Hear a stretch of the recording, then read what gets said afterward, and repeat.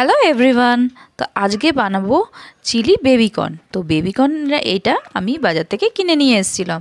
তো ভাবলাম যে দেখলাম যে বেশ ভালোই লাগছে, এটা মনে হচ্ছে একটু বুড়ো বুড়ো লাগছে, তো এটা দেবো না, এটা ফেলে দেবো। তো প্যাকেট থেকে বেবিকর্নগুলোকে বার করে নিয়েছি, নিয়ে এবার এটাকে ভালো করে ধুয়ে এই যে ছোটো ছোটো গোল গোল করে কেটে বয়েল করতে দিয়েছি। এই বেবিকর্নগুলোও ভালো লাগে, আর ছোটো ছোটো যে কর্নগুলো হয় না, যেটা সুইট কর্ন, ওগুলোও খেতে খুব ভালো লাগে বয়েল করে। তো যাই হোক, এটা বয়েল হয়ে গেছে আমার, হয়ে গিয়ে দেখো আমি এটাকে ঝুড়িতে ঢেলে জলটা ঝেড়ে নিচ্ছি। তো এবার এটাকে ম্যারিনেট করব। তো চলো একটুকে ম্যারিনেট করে নিই। তো প্রথমে দিলাম অল্প একটু নুন, তারপরে দিলাম অল্প একটু গোলমরিচের গুঁড়ো।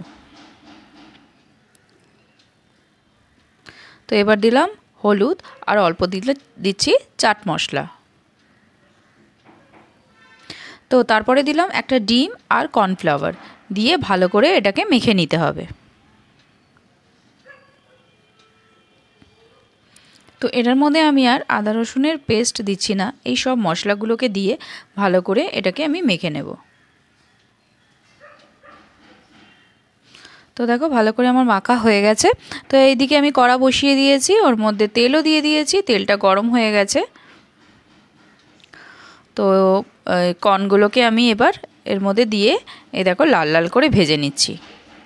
এটা সেম একদম চিলি চিকেনের মতনই, যেমনি আমরা চিকেনগুলোকে ভেজে নিই পকোড়ার মতন। তো এইগুলো কর্নগুলোকে এইভাবে ভেজে নিচ্ছি।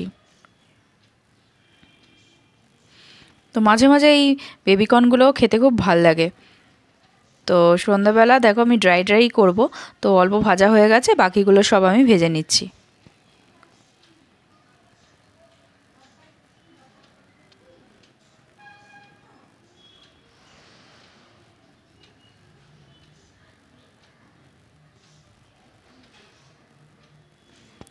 এই ভাজাগুলো এমনি খেতেও খুব ভালো টেস্ট হয়। তো আমি ভাজতে ভাজতে কয়েকটা আমিই খেয়ে নিলাম বেশ টেস্ট লাগছিল খেতে। তো এই যে ভাজা হয়ে গেছে আমার। তো এবার কড়াইতে দিয়ে দিলাম টমেটো, পেঁয়াজ আর ক্যাপসিকাম।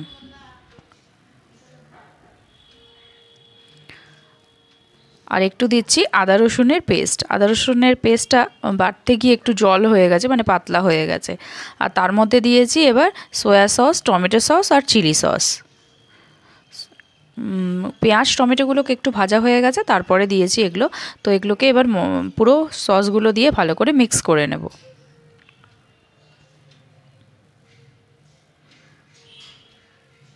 তো এবার কর্নগুলো এবার এর মধ্যে দিয়ে দেবো সব।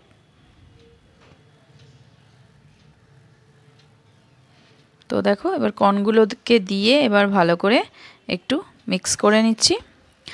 তো আচ্ছা, এর মধ্যে দিয়েছি অল্প একটু স্বাদ মতো নুন, যেটা স্কিপ হয়ে গেছে। তো এবার নুনও দিয়েছিলাম টেস্ট অনুযায়ী, আর হালকা একটু মিষ্টিও দিয়েছি, মানে চিনি দিয়েছিলাম অল্প একটু। একটু ঝাল একটু মিষ্টি এরকমই হবে। তো দেখো একদম হয়ে গেছে আমার রেডি। এটা হতে বেশিক্ষণ লাগে না। তো চলো এটাকে বাটিতে নিয়ে নিই এবার। দেখতে কি সুন্দর হয়েছে দেখো। তো এই যে আমার বেবিকর্ন একদম রেডি। ওপর দিয়ে আমি একটুখানি সাদা তিল একটু দিয়ে দিচ্ছি, দেখতে ভাল লাগছে, দেখতে সুন্দর লাগে, তাই জন্য এর উপরে দিয়ে দিলাম একটু। চলো টেস্ট করে তো দেখেছি কেমন হয়েছে, একদম ফাটাফাটি, খুব সুন্দর খেতে হয়েছে। তোমরাও আনলে বেবিকর্নটা এইভাবে একবার ট্রাই করে দেখো, দেখবে খুব ভাল লাগে। তো দেখা হচ্ছে তোমাদের সাথে নেক্সট ভিডিওতে। আর ভিডিওটা ভালো লাগলে অবশ্যই একটা লাইক করে দিও। Tata, bye bye.